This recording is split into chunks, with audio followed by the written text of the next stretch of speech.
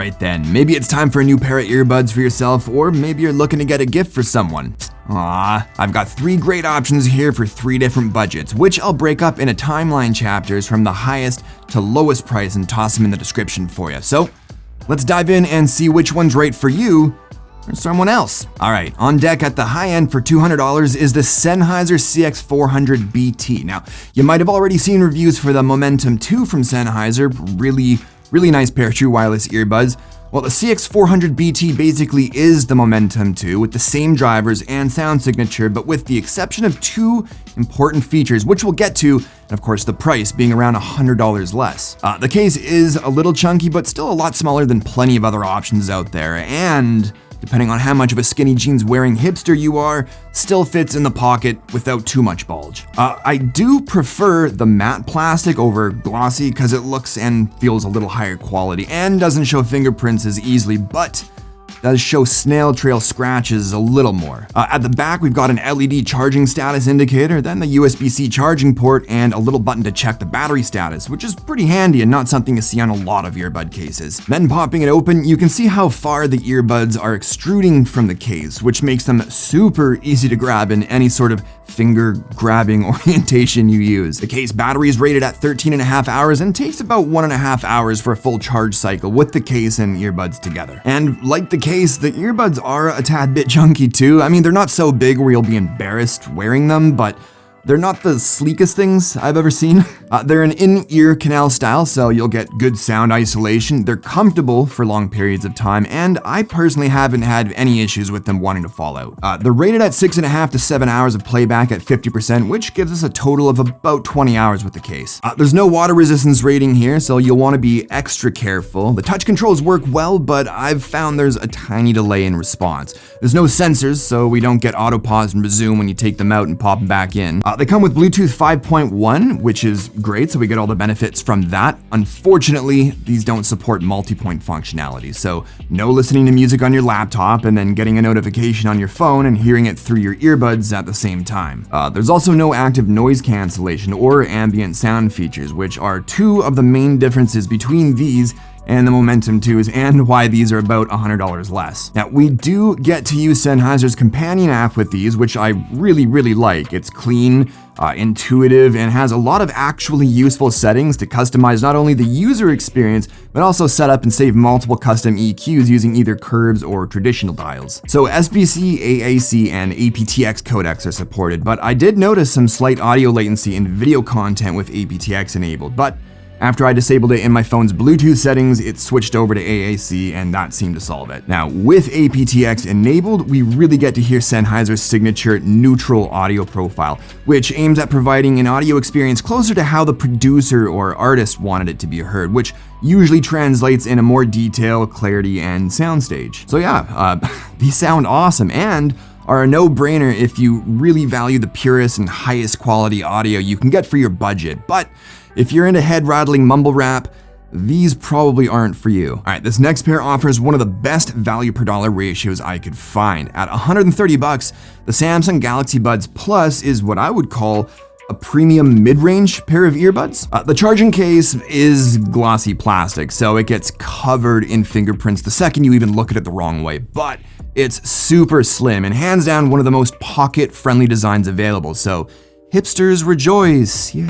All right, on the front, we've got the case battery status LED. For charging, we've got a USB-C port on the back, but we've also got wireless charging, something the more expensive Sennheisers don't have. And then pop open the lid, and that's where you'll find the earbuds battery status LED. The case battery is rated for 11 hours and takes about 2 hours for a full charge cycle with the case and earbuds together. The earbuds are just as sleek looking as the case, and just like the Sennheisers, they've got great sound isolation too. And for me, they've been even more comfortable to wear for long periods of time compared to the Sennheisers, and the fitment's been great too. No issues with them coming loose or falling out. They're rated for 11 hours of playback, which is not only longer than most others currently on the market, it's also 4.5 hours longer than the Sennheisers, and when paired with the charging case, gives us a total of 22 hours. Unlike the Sennheisers though, these do have a water resistance rating, but it's only IPX2. They're basically only moisture resistant, so you don't want to go spearfishing with these. The touch controls do have a slight delay like the Sennheisers, but it's barely noticeable. There is sensors on these that'll pause the audio when you take them out, but don't resume when you pop them back in, which makes no sense to me. We got Bluetooth 5.0 with these, and we're originally supposed to get multi-point functionality too, but Samsung sort of quietly deleted that feature before launch apparently. There's also no active noise cancellation, but we do get ambient noise, which you can adjust with the Samsung Companion app. It's clean and nicely laid out, but not quite as customizable as the Sennheiser app. We don't get support for the aptX audio codec, so instead we get SBC, AAC, and Samsung's own scalable audio codec, which is supposed to function similarly to aptX, but either way, I haven't noticed any latency issues with video content, so sweet. Audio quality is great. Not quite as clean and detailed as the Sennheisers and lacks a bit in soundstage, but I mean, we could talk about the law of diminishing returns until we're blue in the face, and I'd still say the Samsung Buds Plus are a better value than the Sennheisers. Like, the audio's still clear, there's still detail, and there's no distortion in the lows at max volume. They sound fantastic, just not quite as good as the Sennheisers, but only by a small margin. And finally, the most affordable of the three is what I'll cover right after I shamelessly plug my wonderful channel sponsor, Micro Center, which, surprise, surprise, happen to carry all three of the products featured in this video.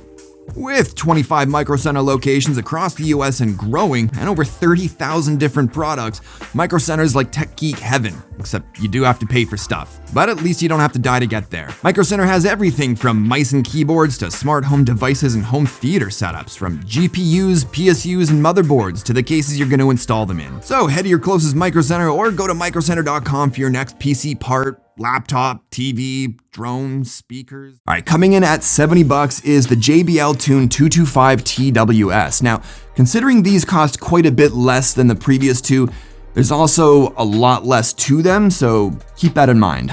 The case more closely resembles the Apple AirPods case, still more pocket-friendly than the Sennheisers, but less than the Samsungs. It's a matte plastic finish, so you'll eventually see some snail trails, but won't look as gross as with a glossy finish. Now, we've got a USB-C charging port on the bottom, and then popping open the lid, we get our battery case status lights. The case battery is rated at 20 hours, which is awesome, and like the Samsungs, takes about 2 hours for a full charge cycle with the case and earbuds together. And like the case, the earbuds have that AirPod style to them as well, so you won't be getting a tight sound isolation seal like you will with the other two pairs. I personally don't find this style of earbud very comfortable, and I've always had issues with the loose fit, which then leads to them falling out, but they seem to fit my wife's ears without any issues, and I know there's a ton of people out there that love their AirPods, so these should fit most people just fine. Now, they are only rated for 5 hours of playback, which is considerably less than the Samsung's 11 hours and 1.5 hours less than the Sennheisers, but with the case, that's 25 hours of playback. 4.5 to 5 hours longer than the Sennheisers, and 3 hours longer than the Samsungs. Unsurprisingly, we don't get any water resistance, and there's no touch controls here. Instead, we've got actual bona fide physical buttons, and they happen to come with the longest delay out of the bunch. We get Bluetooth 5.0 with these, but like the Sennheisers, there's no multi-point support, no ambient noise feature, or any sort of noise cancellation, which, I mean, makes sense seeing as you can't get a tight sound seal with these anyways, and of course, they're only $70. There's no companion app for these either, which is weird because there is a JBL app for their other earbuds and headphones. There's also no aptX or other special proprietary audio codec like with the Samsungs.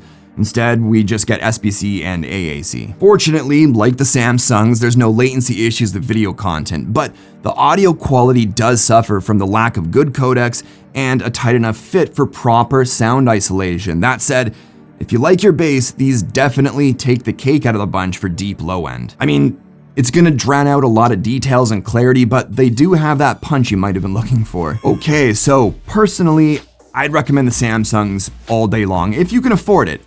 The value to price ratio is just too undeniable to ignore, but those Sennheisers, they sound so clean and detailed that they're the buds I usually choose to go with.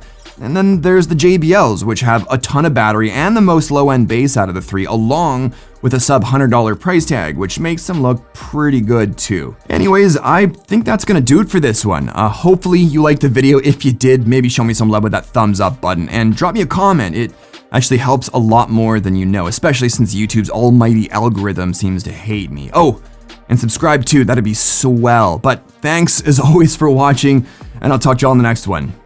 Cheers.